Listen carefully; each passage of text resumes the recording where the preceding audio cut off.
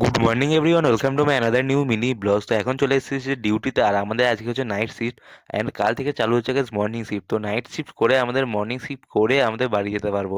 তো গাইস এখন এইদিকে ডিউটিতে জয়েন করে যাই, তো কাজবাজ করি। আর আমাদের কাল থেকে শিফটিং চেঞ্জ হচ্ছে, তাই আমাদেরকে মর্নিং করে তারপর ঘরে যেতে হবে। মানে বুঝতে হচ্ছে কত পরিমাণে হালত খারাপ হতে চলেছে গাইস। সারা রাত জেগো, তারপর দিন সকাল জাগো, সকালে মানে বিকালে 4টের সময় গাইস বাড়ি যেতে পারবে।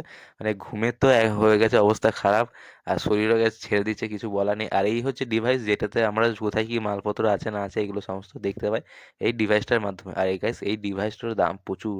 তো আমি যারা জিজ্ঞাসা করছিলাম, যারা কোম্পানিতে কাজ করে আগে পুরনো, তারা বলছিল গ্যাস।